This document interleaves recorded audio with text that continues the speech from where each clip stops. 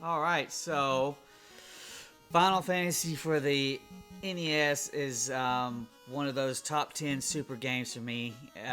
It's my favorite Final Fantasy game of all time, and you could probably argue it's one of my favorite NES games of all time. I have to really sit there and think about it. I got this game when I was 10 years old, and it was one of those, freaking life changing, I'm gonna be playing games for the rest of my life after I play this shit. It was so fucking good. Especially compared to Dragon Warrior. I actually got this before I ever played Dragon Warrior. And so, you make your team of 4 heroes out of 6 characters. And then, that's your team or whatever. And you have to go through a tough damn game, real tough game. It takes probably about 20 hours, I would say, in your first go to beat.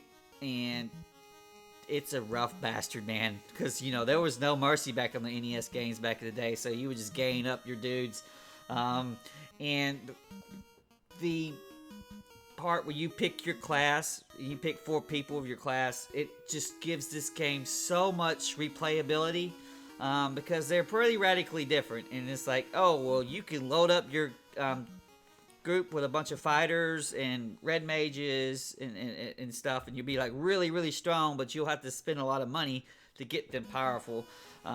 Or you could, you might could have the black belt who's like, oh well, he's really good after he gets a certain amount of levels. Like maybe when he gets to level 21, it takes him forever to get good compared to the fighter. When he does though, he's like really, really strong, and he's also really cheap because you don't need to outfit him with much gear.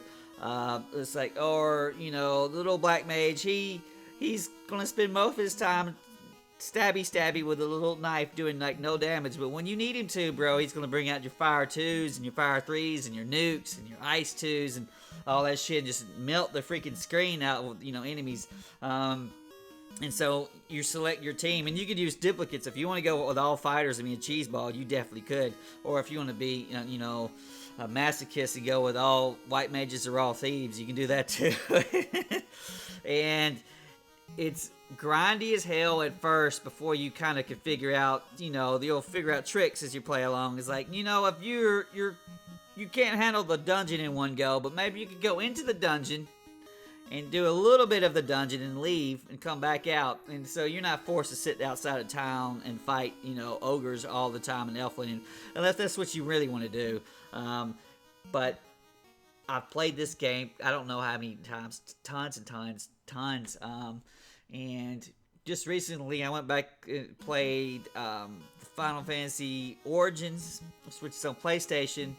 And they changed enough that when I originally played it, I originally liked it. I don't know if it's nostalgia coming in these days, but I just wanted to play the NES version again, especially since I had used a solo party challenge, so I only ran with one character, and it sucked ass on the freaking Origins version.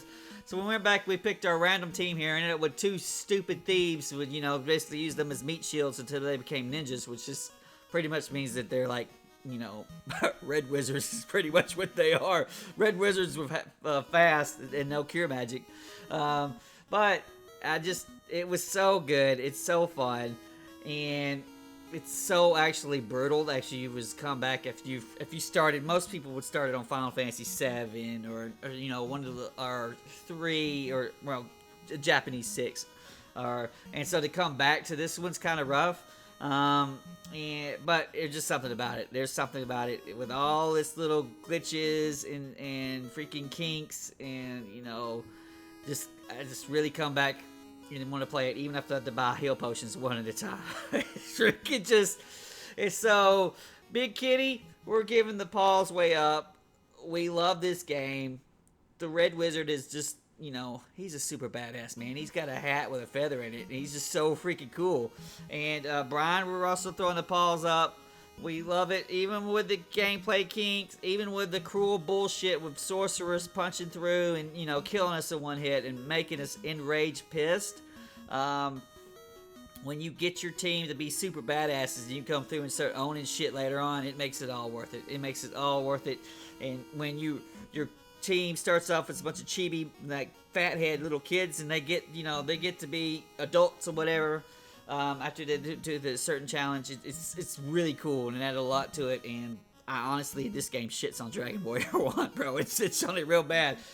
And I would recommend giving it a run. Maybe you want to play the newer ones if you could get a hold of them. So Origins or I don't know what's on the phones, honestly. I bet you this game's on phones. But the Vita, I want not the Vita, but the PS, damn it, what did they call that shit? Hell, I done forgot what they called the PSP version, but that would be the most advanced or update one. It changes the difficulty a whole lot, but it's also just a lot easier to play. But if you want that brutal murder status, man, play the NES, play the original NES one.